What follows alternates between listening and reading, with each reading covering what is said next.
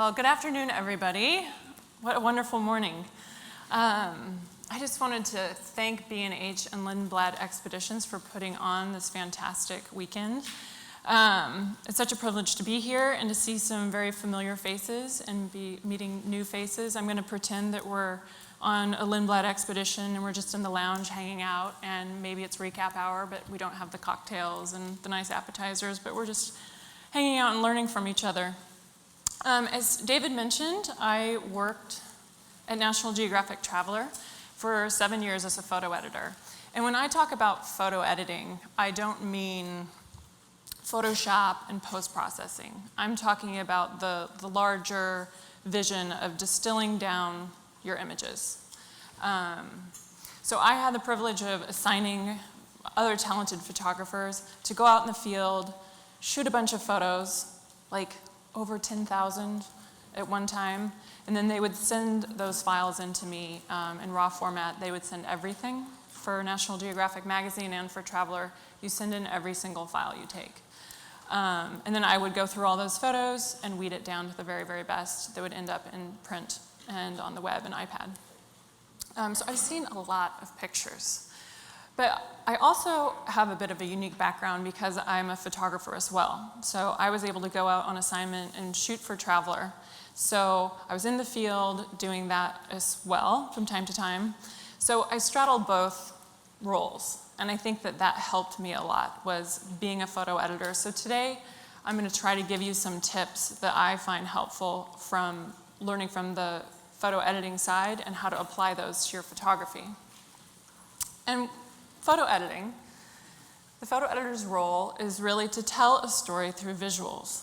And when I say a story, I don't necessarily just mean the magazine story. It is, perhaps your story is the one Instagram picture you're putting up or the series of Instagram pictures. Maybe it's the project you're working on, but there's a goal in mind. And going through and picking out what is interesting versus what is uninteresting. And I'm going to be giving you tips today on how to find things that are more interesting, because honestly, if you stand in front of something that is more interesting, it's going to be a better photo than if you take a picture of a less interesting subject. And generally, I don't think in terms of good and bad or right and wrong. It's what's appropriate. It's appropriate for whatever project I'm working on and the story that I'm trying to tell. Now, how many people have somebody like me in their life, a professional photo editor, that they hire to go through their images? Anyone? No. Okay, so we're all in the same boat here. We're all photographers, and we're our own photo editors, and that is very challenging to have that critical eye with your own work. I know that very well. I hate looking at my own work. It's a struggle. It's a struggle to be able to look through things objectively. So I'm going to give you some tips on how to improve that. But it also means that we're in a better situation, because if you end up being your photo editor, you're the one working on the story in the end. So you already know what you want, right? So you can begin that process before you even leave to go shoot pictures. Before you leave your home to go make pictures, your time on the ground, and then of course at the editing desk. So before you go is being prepared. What kind of story are you making? What are you shooting for? We don't just walk out the door with no goal in mind, right? Otherwise, why would we be out making pictures? We all have a reason for making pictures. So what is your reason to be out shooting? Maybe you're working on your own article or working on a book from a trip you just took. Say you were in the Galapagos on an epic photo expedition. I'm not looking at anyone in particular in the front row at all. And maybe you want to put a book together of your time, or you're making a calendar. You're working on your portfolio, you're sharing things on social media. So you know what your end goal is going to be, so you can anticipate the needs for that. And I always think that it is well worth your time to research and plan in advance so that you can make the most of your time. If you're spending a bundle of money to go on a trip, I don't want you wasting your time. You want to take good photos. You want to enjoy your trip. And there's a way to be a little bit more prepared to do that and make the most of both worlds. And I'm also going to talk about identifying the quintessential, which is telling the story of sense of place with your images, which is very, very important. It was very important at Traveler. You want a photo to be able to speak for itself. And I'll also mention making a shot list. So research and planning. I want to learn about a destination. Even just if I was going on vacation, I'm learning about a destination. I want to understand the culture and the customs. And I'm doing this with a photographic slant, so I'm looking for things that maybe they're going to be an interesting photo topic, but I'm also learning how I can blend in and be respectful of the culture. I'm looking to see if maybe the times I'm going to be in a place, they're going to overlap with festivals, ceremonies, and celebrations. I was just in Vietnam in February, and it just so happened to be during their Lunar New Year, which is called Tet. And so I was able to do a little bit of research and found out about a beautiful tradition that they have of bringing in fresh peach blossom branches into their homes, and like kumquat trees and other fresh spring flowers. So I was with a colleague and we met somebody, and then we went out into the orchards just outside of Hanoi and was able to see where all of these beautiful peach blossoms came from and photograph all the vendors going in on their motor scooters with these giant trees strapped to the back. And it was just a really interesting way to learn more about the culture that I was visiting. I always try to pick up a few phrases. Hello, thank you, beautiful comes in very handy. If you can learn how to say, may I take your photograph, that's great as well. And then I'm either building a map in Google Maps or I'm buying a map, and I'm plotting out where I want to go to make the most of my time. But really, what does it look like? That is very important to me. I don't just go into the field blind. I want to know what to anticipate and what might be interesting to photograph as well. So just like anyone else, I'm starting with something like travel books, and I'm reading through the books, learning about the destination, and then I'm taking notes on things that might be photographically interesting. And then I proceed to delve deeper into that. I'll look at magazine and web articles. I'm going to be referencing this story I shot in Paris on a specific neighborhood called the Marais. And I didn't really know much about the neighborhood. I'd been to Paris before, so I had to do some research. So I was just Googling around, finding web articles, reading what I can, seeing if anything will pique my interest that might become good photo fodder. And I build maps. This is literally the map of the places that I wanted to go in the Marais, so I could plan my time and make sure that I hit every destination. One place that I like to go to, and I learned this as a photo editor to see what a place looks like, is I will go to the tourism board's websites. They often have galleries of different locations. So if I'm kind of hesitant about, well, do I want to go photograph X monument, I can go take a look at it, see if it is visually interesting to me, if it's worth making a trip to a special place to go photograph or not. But I love looking through this, and it gives me just ideas of what to anticipate and maybe even specific places that I want to put on my list. So here, another thing I love to look at is Flickr. So I plugged in Paris Marais, and this is what came up on Flickr. So I'm getting a sense of what the neighborhood looks like and what I can anticipate. But then I also will just go to Google Images.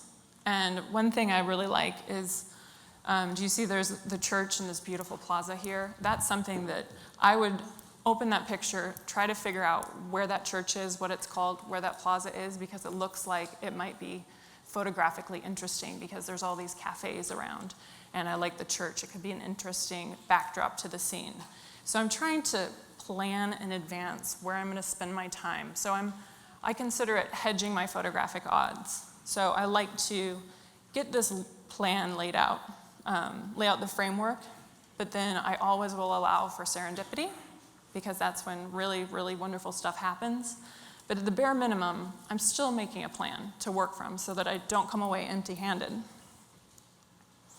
So then I was getting specific. I needed to photograph a place called the Rose Bakery in the Marais. I wanted to know what it looked like, not only because I wanted to see how small it was. It's kind of cramped in there, so I needed to think, I'm going to try to go when it's a little less crowded. I'm going to go at an off time. I don't want to go when it's really busy. Everything in Paris, just like in New York, is very small and cramped. I don't want to be in the way.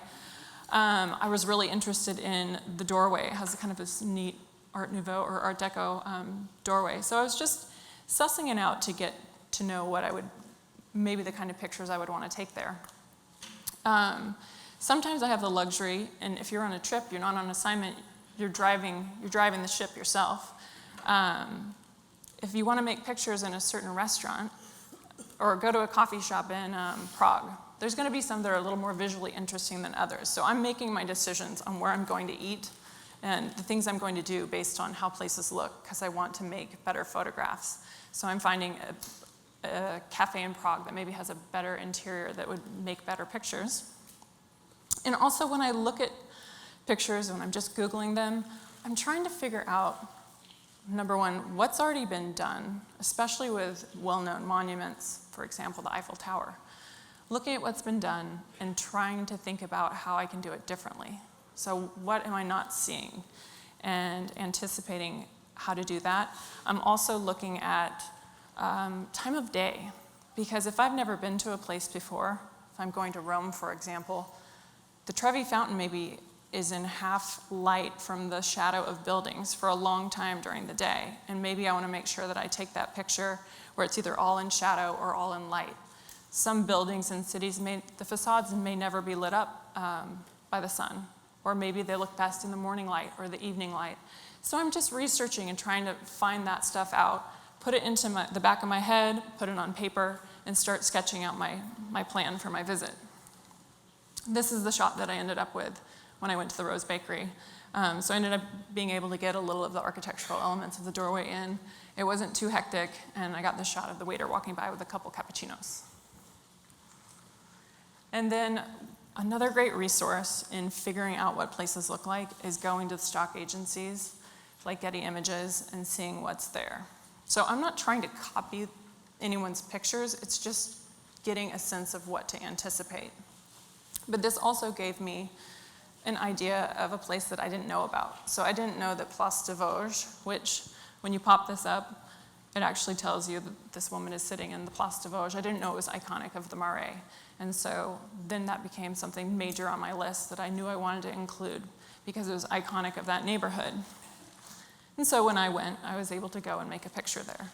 And as a travel photographer, I can't plan the weather, so it wasn't a sunny, beautiful day, but I did my best to work with the scene that I had and fill the top of the frame, block out a little of that blown out sky with something a little more interesting. Another great resource is Facebook. So if you're looking at restaurants, businesses, everyone's on Facebook, and they usually have photos. So it can give me a sense of, if I went to this store, which was massive, it was called Merci, maybe there's a place that I noticed in here that if I was just wandering around the store, I wouldn't have known to even go and find if I didn't have time. But so I want to just know what is ahead of me. So, and then here's a picture that I shot of one of their displays. Also, as I'm going, I make a research folder. So I'm actually right-clicking and saving photos off the internet or making screenshots, not with the intention of ever using them for anything except reference for myself. So in this example, you'll see there's some shots of empanadas at the top. There was a place I needed to photograph, and I was able to look, see what the restaurant looked like, and I realized this isn't a very interesting restaurant. I don't want to waste my time trying to make an interesting photo of the restaurant interior, so instead what I'm going to do is I'm just going to go have lunch, and I'm going to photograph my lunch, because I think that the empanadas were the more interesting thing to photograph there anyways. I was covering a lot of shops for this story, and the photo editor wanted me to take photos of some of the designers if possible. And so as I was going along and researching, I found out that this surf shop in Paris was owned by these two Parisian men who were brothers, and they were rather handsome. And I was like, well, I think I'm going to put that one on the list. Not just because they were handsome, but it fit the bill perfectly. So then I made contact with them and was able to arrange the shot, and this is what I got at their, the business is called Krista Rossow. I'm pronouncing that wrong. It means frog leg, but it's all about surf. And another thing that's very, very important in travel photography is identifying the quintessential of your destination. So that, when I say that, it's all about sense of place. So I'm going to give you guys a little pop quiz. Where is this? I hear a Hong Kong, I hear a Japan. It's Japan. Any specifics? Kyoto. Yeah, exactly. So how do we know that? We know it because there's a geiko. We know it because there's some Japanese script, traditional lanterns, the architecture, the narrow lanes, if you've ever been to the pedestrian area in Kyoto. It's very iconic. So there's a lot of clues here telling about the place. Any guesses? Finland, I hear? Iceland? We've got Iceland, it's correct. And bonus if you can pronounce the name. Siglufjordur or something like that. So if you've been to Iceland in the summertime, it's known for the lupin that just covers the hillsides in blue. Very traditional architecture, the bright colored buildings, the light, the landscape with the snow on the mountains. So all of these elements are contributing to the story that the photo's telling on its own without me having to stand here and explain it. Any guesses on this? Puerto Rico? Mm-mm. India. Ganges. So this is in Varanasi. So again, architecture, there's a man who looks like he's maybe meditating. We have the boats. If you can see, there's a man who's actually washing down by the banks of the Ganges in Varanasi. And any guesses here? Louder. Kenya? Close. Tanzania. So this is the Ngorongoro crater in Tanzania. So we have a Maasai herder in his traditional garb. He has his herding stick. We have the cattle, and then we have the vista. We definitely know it's Africa, that's for sure. And probably that area of Africa would be the right guess. So I actually will write out these elements. I make a list of all the things that come to mind. And some of the things you don't necessarily know until you get there. You're compiling a list as you're doing all of your research. And then as you get there, you're discovering more and more things.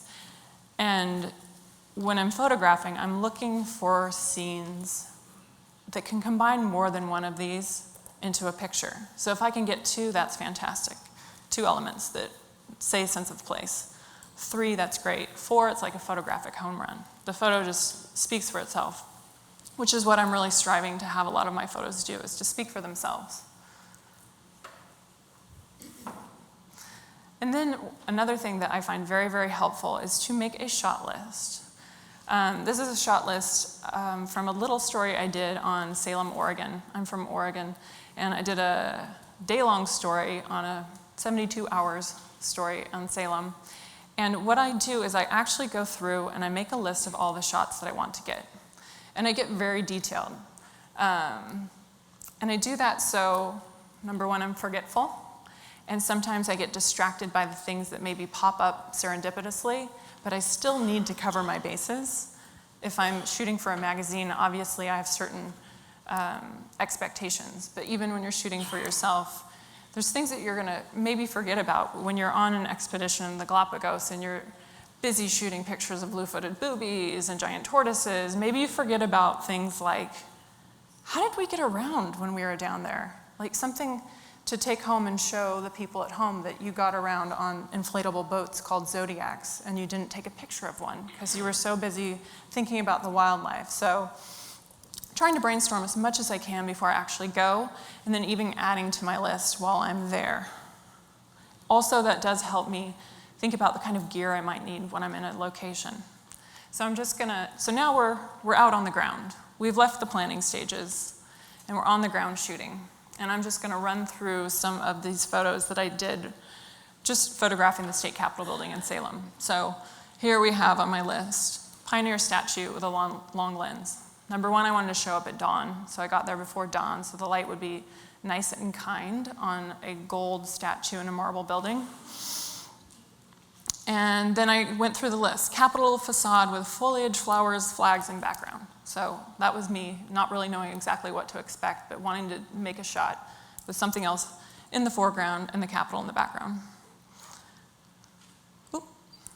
The story was mentioning the World War II memorial, so I knew I needed to photograph that. And then I also knew I needed to photograph the plaques that were on the ground next to it. Check.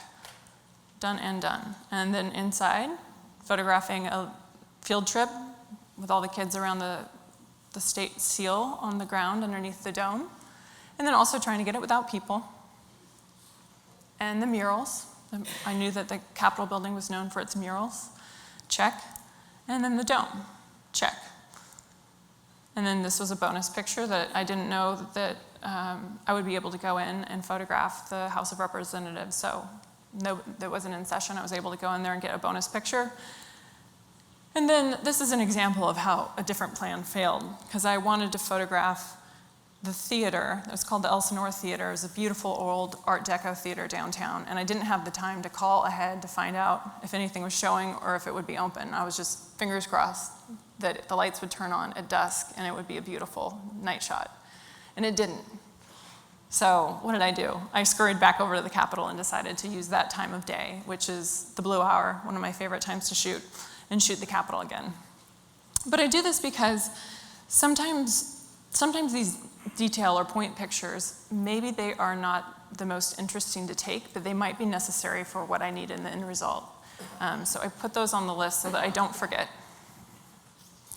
And now we're going to kind of get into a bit of how I think as a designer and photo editor. So I worked with designers a lot at Traveler, and I knew they needed variety. We can't just have the same kind of shot. We have to have a really good mix to be able to put it together on the pages of National Geographic Traveler. So when I'm shooting, I usually think close-up. This is from an assignment I did in Durban, South Africa for Traveler. This is at a restaurant called Freedom Cafe.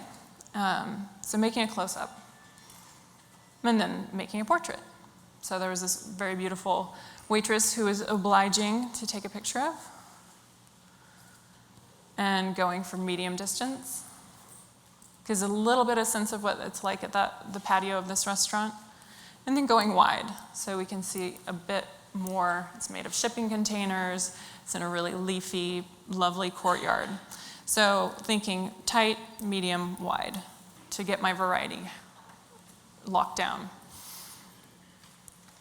And then also thinking about people and no people, because sometimes we want to see people, sometimes our eye needs a break from that. So this is Mr. Reddy at his spice market, the Victoria Street Market. He was very kind and put up with me hanging around, taking pictures of him and arranging spices, and I just love the mother-in-law Hellfire spice. It's one of my favorite. He wasn't talking about his mother-in-law. And even on the beach, this is in an upscale neighborhood north of Durban, and so I found this lovely family, asked if I could take their photograph. So I was trying to make a landscape with the people and then also without. Now this is a spread from the feature story I shot on San Francisco for Traveler, and I have gone in and I've messed with the design, just for a learning purpose. So these are all, would you agree that these are all more or less the same kind of picture? They're shot more or less at a close to medium distance. They're all people. It's a little bit busy. I find that my eye has a hard time knowing where to rest. Do I look at the girl on the bottom, or the girl on the left, the girl on the right, the boy who's reaching up, the lady who's reaching out? It's a little bit hectic. And then here, these are more detail shots. So these are the close-ups. Maybe not as visually hectic, but what I'm looking for, especially when I'm putting multiple images on a page or even in a slideshow, even on Facebook, I try to give my eye a visual rest and give variety. I feel that even if a photo's content is different one to the next, it may still feel the same because of the distance it was photographed at or the way things were arranged in the frame. So I like to mix it up and give variety because I think our eye can get really tired And then this was the final layout that ended up running. So there was a balance. We have a detailed shot of the woman holding the bouquet from the farmer's market, the lovely portrait of this woman at the bar, and then the family in the upper left, and then the ferry market scene that's a little bit more wide angle that your eye can kind of go further into. And then this is an example of, this is a shot that Melissa Farlow took. She was a photographer I worked with at Traveler, and she photographed Detroit for me. So this is one of the iconic Art Deco buildings downtown. I love this picture, but on its own, it just didn't quite seem to work. It seemed a little bit out of place with the man's gesture. Felt more like his gesture seemed like church or preaching instead of, I think it distracted a little bit from the architecture. So when I went and showed the rest of the creative team the story, and usually when I photo edited a story, it would get down to about 30 to 40 images from the 10,000 plus that I would share with the team, and I shared this shot. So it was just more about the image, the architecture rather. But then the designer came to me, and she'd come up with a really great headline. And then suddenly, we went back into the story coverage, and then this worked. So Rise and Shine Detroit, completely appropriate. So that is why it's great to have variety. I was so grateful that Melissa did the shot with the man and the shot without the man, because it ended up working out perfectly. And then Melissa was photographing Detroit, trying to take pictures of all of the faded decadence. So these places that have kind of turned into ruin, but do it in a positive way, because Detroit is being revitalized. And I thought that this was such a clever way of doing this. She found the Michigan Theater was now a parking stadium. I think it had they didn't tear it down because it had something to do with the architecture of the building next to it, that it was for its stability, something like that. I might be getting that totally wrong, but I love that she found this parking structure that had the old bit of the theater, and then this also speaks to Detroit, is the sports teams that go on and the fanatics. So there were people tailgating in here, and I just thought it was such a wonderful juxtaposition of the old and the new, and who tailgates in a parking lot, I don't know, like this, a parking lot that's beautiful. And then this is also something I think she achieved in this picture. So the old train depot in the background, and pairing that with something new and young and exciting, this place called the Imagination Station, where people are doing installation art and graffiti and things like that. So I actually feel like these two pictures that I've just shown you, they are better pictures standalone. But that doesn't mean that you can't not take the other more basic pictures. So then Melissa went and did this. So not a great time of day to be shooting. It was backlit, but she made the most of that situation, kind of like that it backlit the foliage in the foreground. She probably was saving her better light for a different subject. But then that is what ended up running in the magazine. So I know photographers sometimes find that hard to hear, that they have all these great photos. Like, why didn't this make it? But in the grander scheme of things, this photo helped tell the story. I also worked on a story once where the photographer turned in the pictures, and he turned in all of the same pictures. They were all landscapes, and it was a hiking story, and more often than not, they all had one person in the scene. And even though they were all very different, it wasn't ever the exact same location, they felt the same. And I was racking my brain because I couldn't show more than maybe two pictures of one person hiking in a gorgeous landscape.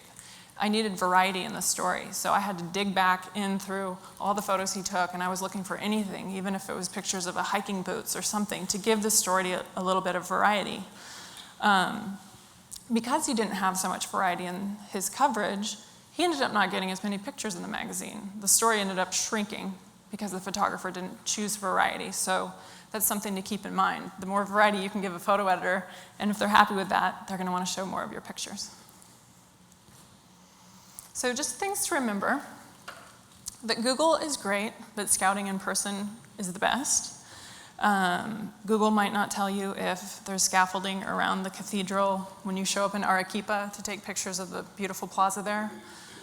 So if you can, always when you get to a destination, it's a very important shot to get there, get out early and check things out.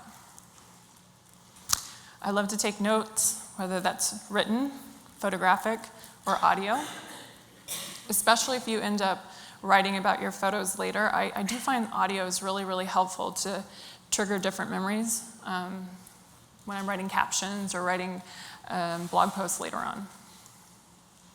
I'm collecting information, whether that's business cards, brochures, postcards, people's emails,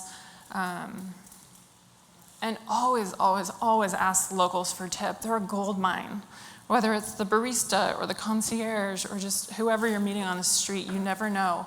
And some people love to give the standard, oh, I'm going to send you to the tourist place. But you'll know if the person kind of gets what you're looking for, to find something unique, a different perspective, or maybe something that isn't quite popular yet, but is the locals all know about it.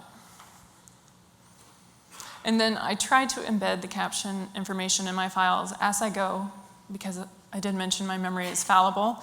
And like if you're on a trip in the Galapagos and it's been 7 days, or maybe it's been 14 if you're on the Epic, the places start to blur together, don't they? So you got to keep it straight in the moment. One way I do that is I use a GPS. My colleague Jonathan Kingston, who is a photo instructor for Lindblad, he actually turned me on to a GPS watch. And I am able to reverse geocode all of my images with the location. And so now I can tell you exactly where I took a picture in the old quarter of Hanoi. And then if I want to go back there, I know exactly where it was. So now we have finished shooting.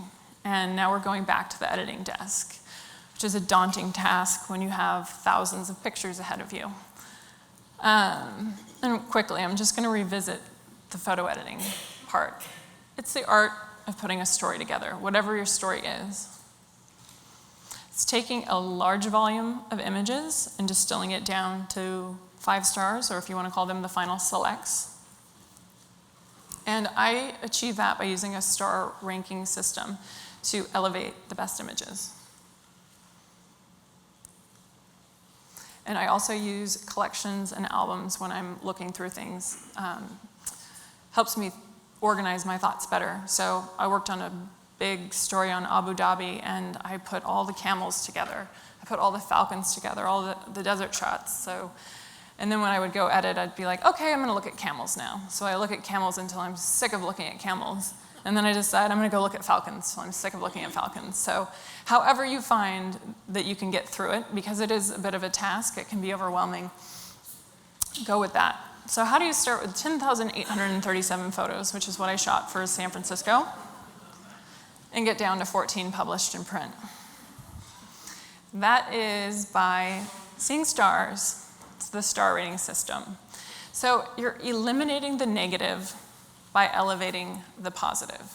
You're always moving things up to the very top, making them the cream of the crop. And I think it's very helpful to think in terms of yes instead of terms of no. Whenever I've tried to go through my pictures and think about, I'm going to throw that one out, I'm going to throw that one out, it slows me up. I start thinking, oh, maybe I don't want to throw that one in the garbage. For some reason, it changes the way I work, and it just trips me up. So I only think in terms of yes. And then here's a little secret. Maybe you've moved everything up, you've finished your edit, then you can go back and look at everything that doesn't have any stars, and you can just decide if you want to delete that then, if you are into deleting and saving a little hard drive space. But doesn't this take forever? That's a lot of work to be going through multiple times and looking at your photographs. And it can be torture, right? You're like, oh gosh, I wish I would have done a little bit better there. But think about it this way. By doing star rating, you go through your photos multiple times, and you get very familiar with the results. And that means, in the long run, you have less second guessing, because you're so familiar with that. I don't know if people go in and they just assign random stars to things, or say flag it or unflag it. But if you do that kind of willy-nilly, it's more likely that you're going to go back and think, oh, maybe that wasn't the best one. And then you end up spending a lot of extra time second-guessing yourself. So this is how I work. 1 stars, and this is how I did giant stories for National Geographic Traveler, is 1 stars, I ask myself, do I want to look at this photo again? Basically, you're eliminating the garbage. You're eliminating things that are blurry, accidental photos of your feet, if any kind of obvious funny faces, anything that's worth a second glance, you give it a star. And the pace for this is, consider you're on the highway and you're going over the speed limit.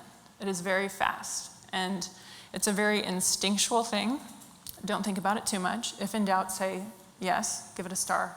And it's literally, I'm looking at photos with my finger on an arrow button here, and my other finger on my 1 star, and I'm click, click, click, click, click. It is fast. So it's like ripping off the Band-Aid. It's the first pass through. Be generous. If it catches your eye, give it a star. And then you end up just weeding it down a little bit. So it's, maybe you didn't get rid of that many pictures. Maybe you did. But suddenly we have a little bit less to work with. So then what we do is in our editing software, I happen to use Lightroom. I will filter so that I see my 1 stars or higher. And then I go through all of the 1 stars. And my 2-star criteria is it okay? So it's technically acceptable, the composition works. I'm still not being too picky at this period. I'm just trying to kind of like get the bulk of the work done. The speed for this is you're on the highway and you're driving the speed limit. So you've slowed down a little bit, but you're still being very instinctual. And so it whittles things down just a little bit more. But then I think that the crucial stage is when you go from 2 stars to 3 stars. At least that's what I've found. This is because at this point I like to organize things into groups of similars. So, for example, maybe that's the camels and the falcons. I'll even sometimes go so far as to organize similar verticals, similar horizontals. It just helps me in comparing things. And at this point, we've looked at the photos a couple times already. So we kind of have a sense of where we're going. But now it's time to like really rip off the Band-Aid and be critical with ourselves. So take out your critical eye. Also at this stage, sometimes I will look at things using compare view or survey view, where you can have multiple photos show up on your screen at once, so you can compare and contrast right next to each other. And then I go through, and the pace for this is like city driving, like 45 miles an hour. So then we get it narrowed down to the 4 stars. And the question to ask yourself is it great? And which situations work the best? The photos that have been popping up have been from one restaurant scene, but now it is the best of all the restaurant scenes from San Francisco. And so you're comparing which situation really worked the best, because even though you maybe photographed a bunch of different restaurants, a bunch of different blue-footed boobies in the Galapagos, you're looking for the situations where the light was right, the gesture was right, the moment. And then you put those all together, and you're going, your pace for this is you're in a school zone, so you're pretty slow. You better be slow.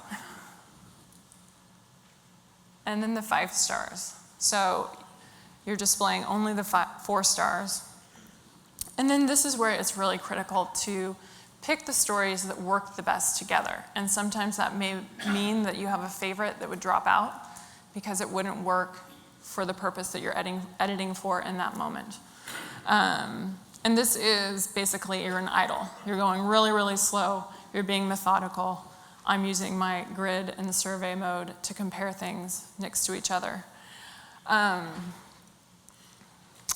One thing with that is, although you get yourself down to 5 stars or final selects, don't ever feel like it's final, because you can always go back with fresh eyes and look at things again, or for a different purpose. So by saying final selects, it sounds a little daunting, like, oh, this is the best. I'm never going to find anything better in it. But you can always go back and look for a different purpose.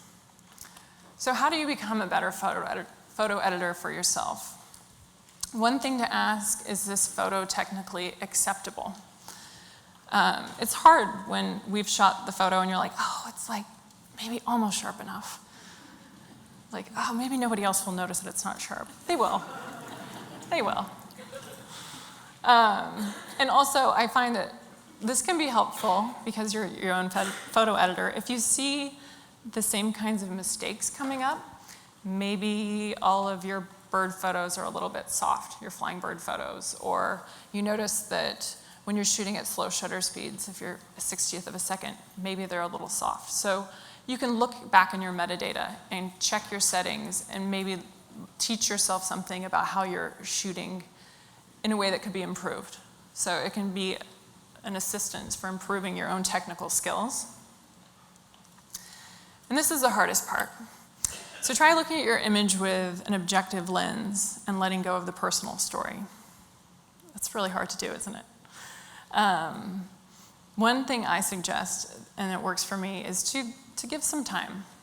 I will come home from a trip, I will set my images aside, and then I will come back in maybe a week and then start working on them. Some people don't need to do that. Maybe you're the kind of person who's like, let's get into it, let's go. But it's hard because we have the story of how we took the picture, all the things that were involved. So, you know, when I was in Myanmar, like getting to know all the women at this weaving workshop and the time that I spent with them and all of the stories they told, and then maybe the lighting was bad and the photos really didn't turn out that great. But then when I turned around and looked out the window and took a shot of the scenery, that ended up being the shot because the light was great, but there was no work involved.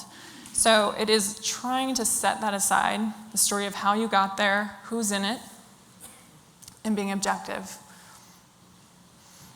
One way, I always am also asking myself, can a stranger read what I was trying to capture?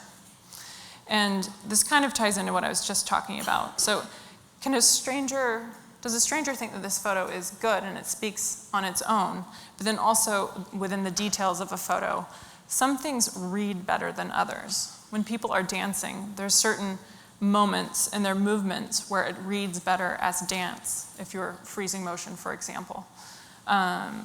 There's certain motions with animals where maybe it's not the pinnacle of their action, but visually it reads clearer to somebody who's never seen it before. And honestly, ask somebody who has not been with you, ask them if they understand what's going on in the picture. Because we're there, we're so into it, it's so obvious that we're watching whatever we're watching when we're photographing it. But remember, for people who have not been there, it may not be that clear. As David mentioned, be ruthless. Less is always more. And I do think that the best photographers are the best photo editors. You want to leave people wanting more and not running from your slideshow going, oh my gosh, I can't believe I just saw so many pictures. You want them coming back. And as I mentioned earlier, learning from your mistakes. And not just with the technical, but maybe you see there's like habits forming where you always take the same types of pictures. So trying to expand and push yourself out of your comfort zone.